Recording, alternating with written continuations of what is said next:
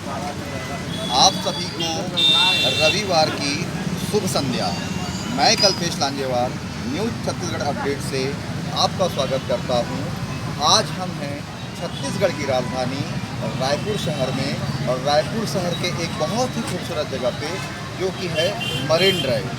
मेरी सहयोगी रानी के साथ हम हैं आज मरीन ड्राइव में, और हम आपको दिखाएंगे बीते दिनों छत्तीसगढ़ का जो भाग्य निर्माण के लिए जनता ने अपना मतदान दिया है। मैं बात कर रहा हूं छत्तीसगढ़ विधानसभा चुनाव 2023 की, जो पिछले 17 नवंबर को पूरे 90 विधानसभा सीटों पर समाप्त हुआ है। चुनाव हो चुके हैं, नतीजे 3 दिसंबर को आपके सभी के सामने होंगे। कौन जीता, कौन हारा, किसकी सरकार बन रही है, ये तो तय करेगा 3 दिसंबर। लेकिन आज हम रायपुर की जनता की राय जानेंगे कि वो किसे अपना जनप्रतिनिधि बना रहे हैं और किसे सत्ता की चाबी सौंप रहे हैं। आइए जानते हैं जनता की राय रायपुर छत्तीसगढ़।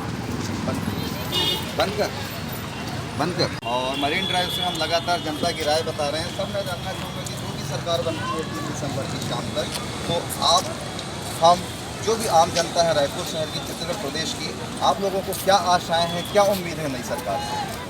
5 साल से जो विकास रुका हुआ था जी, वो विकास होना चाहिए जी। निरंतर जो विकास के कार्य होना चाहिए वो एकदम रुक गए थे 5 साल जी। इस बार उम्मीद है चुनाव के बाद वो सारे विकास के कार्य जो अधूरे पड़े हैं वो सारे पूरे होंगे। यानी आपके हिसाब से पिछले 5 सालों में जो कहीं विकास नहीं हुआ है, आने वाले समय में अपन ये चाहते हैं कि नई सरकार बने, विकास की गति को बढ़ा। और जो मैं जानना चाहूँगा सर, शराबबंदी की जो बातें चल रही थी, विपक्ष ने इस मुद्दे को बड़े जोर शोर से उठाया था, जो पिछले सरकार इस क्षेत्र में कोई बड़ा कदम नहीं उठा सकी, तो इसके बारे में आप कुछ कहना चाहेंगे? नई सरकार से कुछ उम्मीदें? शराबबंदी होना चाहिए क्योंकि आज पूरा युवा नशे की लत में है। शराब ही नहीं, अनेक प्रकार के नशों की लत में पड़ा हुआ है। उसके लिए रोकथाम के लिए शराबबंदी बिल्कुल छत्तीसगढ़ कौन है सर? आपका नाम आपने राजेश जी बताया था, सुनील, सॉरी अभी जाऊँगा, सुनील वांद्रे सर ने बताया कि जो भी नई सरकार बनती है विकास की गति को आगे बढ़ाए, ऐसा उनका कहना है। हम भी नई सरकार से यही आशा करते हैं। Thank you so much. कोई बात नहीं, अच्छी बात है। आज एक खुशी की बात है कि मरीन ड्राइव पे जनता की राय जान रहे हैं। नई सरकार से आम जनता क्या अपेक्षाएं रखती है? हमारे साथ हैं मैडम, आपका नाम बताइएगा। शालिनी मैडम हमारे साथ हैं, और शालिनी मैडम ने बताया कि पार्टी कार्यकर्ता है। मैडम, हम जानना चाहेंगे आप कौन सी पार्टी के कार्यकर्ता हैं? भाजपा के। अभी जो चुनाव संपन्न हुए हैं मैडम, और जो भी पिछले सरकार का 5 साल का कार्यकाल रहा, और आने वाली सरकार जो भी बने, हम चाहेंगे कि आपकी उम्मीदें पूरी हों। आप कुछ कहना चाहेंगे कि क्या जनता को उम्मीदें हैं और क्या भाजपा उसको पूरा कर पाएगी अगर सरकार उनकी बनती है? पिछली सरकार ने रोड पे काम नहीं किया है कि जिससे लोग संतुष्ट हो सके। घोटालेबाजी चली और रायपुर शहर में, जैसा रायपुर नगर निगम में चला, तो यहाँ पे भी सब लोग संतुष्ट नहीं हैं उनके कामों से। तो अभी से नई सरकार बने तो उम्मीद ये है कि वो गरीबों को भी साथ में लेके चले और बेरोजगारों को भी साथ में लेके चले, और सबसे बड़ी बात है कि महिला सुरक्षा है। महिला सुरक्षा के वादे के साथ भाजपा ने एक और वादा भी किया था कि 500 रुपये में सिलेंडर, और साथ में जो मेन मुद्दा आपकी पार्टी ने उठाया था वो था शराबबंदी का, जो पिछली सरकार इसमें फेल हुई थी। शराबबंदी की अगर आपकी सरकार बनती है, भाजपा की सरकार बनती है, तो शराबबंदी के क्षेत्र में क्या प्राथमिकता है? भाजपा ने वादा किया है, जब तक कि अपनी जो घोषणाएं उन्होंने की है सब पूरी की है, आगे भी शराबबंदी की घोषणा। थैंक यू शालिनी मैडम, आपने अपना व्यूज रखा, थैंक यू सो मच। हाँ जी, आपने वोट दिया होगा, आप रायपुर के हैं।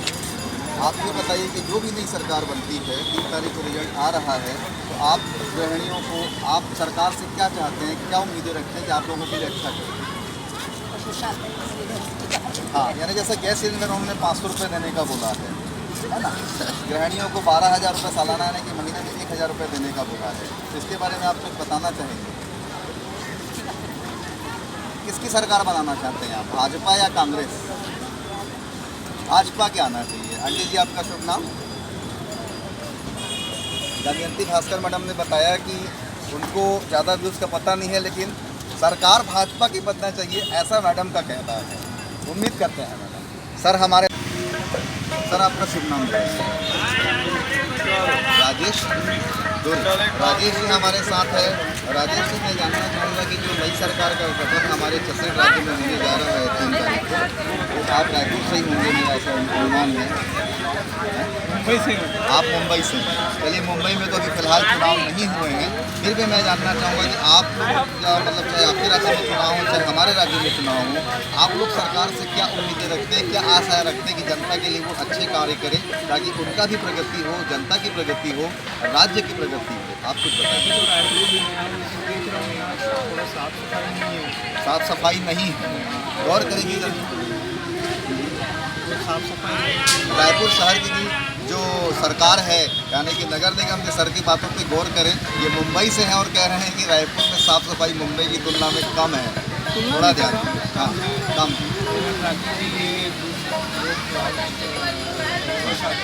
हाँ हाँ। रोड पे चलना भी थोड़ा डर लगता है। रोड में चलने में डर लगता है। ट्रैफिक सिस्टम का जो है, ट्रैफिक की व्यवस्था यहाँ पे गड़बड़ है। आउट साइड से लोग आते हैं, हाँ। रॉन्ग साइड से जो आते हैं, हाँ हाँ, उसकी वजह से भी ज़्यादा डर लगता है। वो भी कंट्रोल करना चाहिए। वो कंट्रोल करना चाहिए। टू व्हीलर वाले रायपुर में हाँ जितना भी रायपुर में जो मुझे लगा ये तो ट्रैफिक का और साफ एक साथ।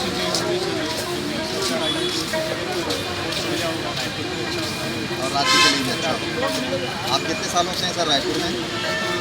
अभी 1.5 साल हो गए। राजेश सर यहाँ पे लगभग हमारे रायपुर शहर में 1.5 साल से हैं, और उनका कहना है कि रायपुर में जो मुद्दा उनको दिखा है, सफाई का मुद्दा है, ट्रैफिक का मुद्दा है। और वाकई में थैंक यू राजेश जी। हमने एक चीज़ जानना चाहा था रानी, कि यहाँ पर जो चीज़ है कि ट्रैफिक व्यवस्था मैंने खुद ने देखी है, अन्य राज्यों की तुलना में थोड़ी सी गड़बड़ है। लोग रॉन्ग साइड से आ जाते हैं, रेड सिग्नल को क्रॉस कर जाते हैं, मोबाइल में वाहन चलाते चलाते आराम से बात करके रेड सिग्नल पे निकल जाते हैं, जो कि अन्य राज्यों में ना वन वे रहता है और वो फाइन करते हैं। तो ये रायपुर में होना चाहिए। और फिर से न्यूज़ जानेंगे, आगे चलते हैं। हमारी सहयोगी रानी बनी हुई है हमारे साथ, फिर से मिलते हैं। आज युवा पीढ़ी भी हमारे साथ है। ये जो स्टूडेंट्स आप देख रहे हैं, या इंटरनेशनल पढ़ाई कर रहे हैं, बाहर से आए हैं, छत्तीसगढ़ के रायपुर शहर में अपनी पढ़ाई कर रहे हैं।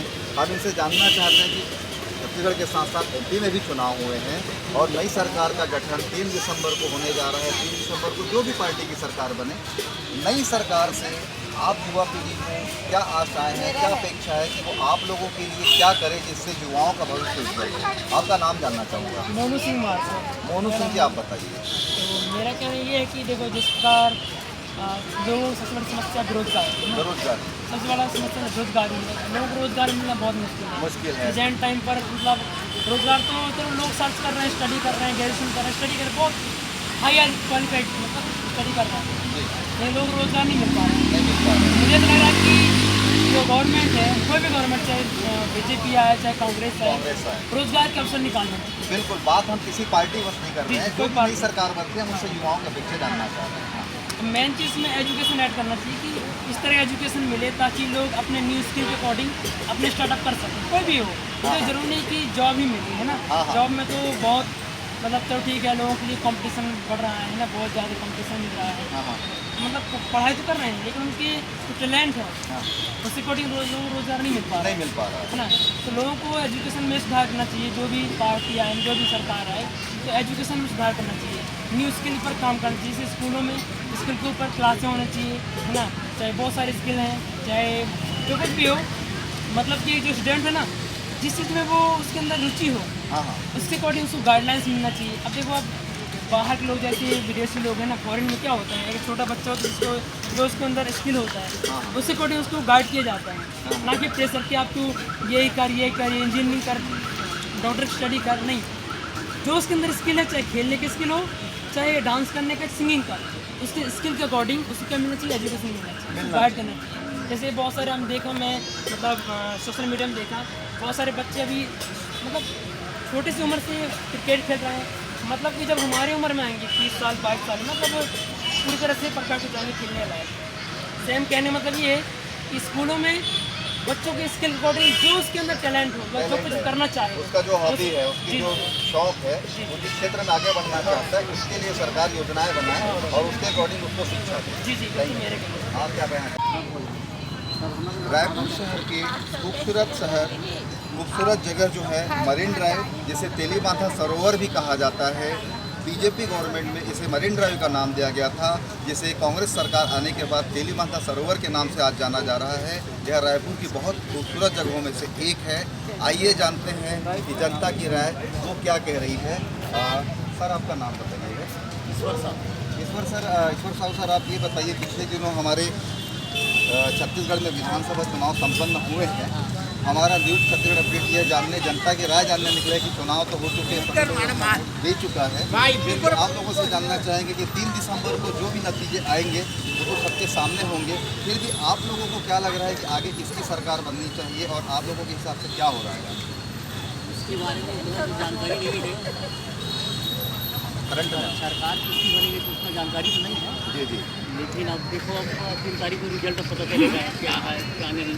हाँ 3 तारीख को रिजल्ट पता चलेगा। पिछले सरकार में काम अच्छे हुए हैं? हाँ ठीक है। ठीक है।